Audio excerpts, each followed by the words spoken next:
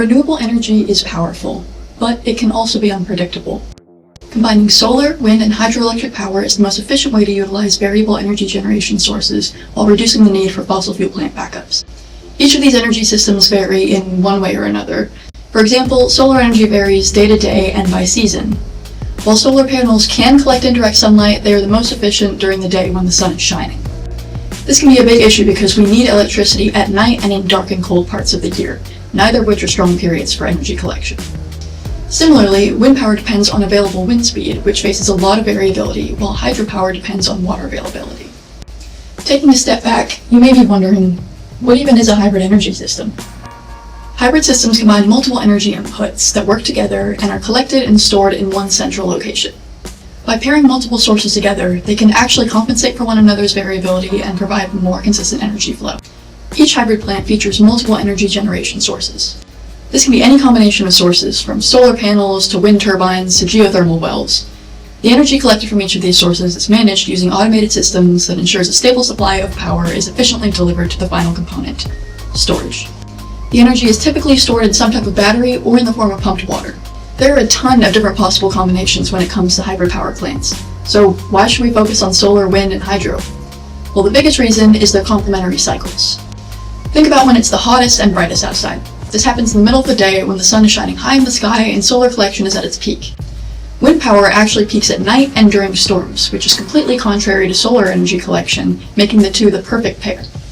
While this pair sounds perfect, there are still brief periods where neither wind nor solar energy is collected. That's where hydropower comes in to balance the two. It runs steadily and can easily be started or stopped. These three power sources together result in a bunch of benefits. For one, the plants will be extremely efficient because they are constantly collecting energy, regardless of the conditions outside. Not to mention, by building all three sources in one area, land space and money are conserved. And because all of these are renewable energy sources, it also reduces our dependence on fossil fuels. This all sounds very hypothetical so far, so let's take a look at a real-world example of a hybrid plant in practice. One of my favorite examples of hybrid plants is the combination of wind and hydropower in El Hierro. This is an island within the Canary Islands that houses the Arona del Viento project. In this project, wind turbines are used to pump water through pipes throughout the island, and energy is stored in one of two reservoirs, one of which is man-made and the other is located within the crater of an extinct volcano. Unfortunately, this system is not entirely self-sufficient as it was intended to be. However, the majority of the energy collected does come from renewable energy sources. This all sounds great, but there are, of course, some challenges that come with being sustainable and constructing new energy generation methods. For one, it is super expensive to build all of this. Between the solar panels, massive wind turbines, and large dams, costs add up quickly. It is also difficult to balance and manage the energy input of each of these systems. Fortunately, there are solutions in our near future. The price of solar and wind components are quickly decreasing.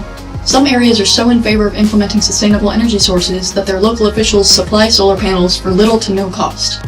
Additionally, there are new initiatives introduced that allow AI to focus on grid management, while energy storage is also becoming more advanced. So, what does this mean for us in our future? Well, hopefully you're able to take away that standalone energy sources may not be able to power our future, but the right group can. Much like these systems, we need to work together to make a strong impact on the world around us. You've taken the first step by watching this video, but there is so much to learn about the field of renewable energy. I encourage you to do your own research on this topic. You may not be able to build your own hybrid plant, but you can do something that makes a difference. Learn about energy policies in your town, install solar panels at home, or see if there are community renewable projects near you. Every small, sustainable action brings us a little closer to a healthy and green planet. Thank you for your time, and have a great rest of your day.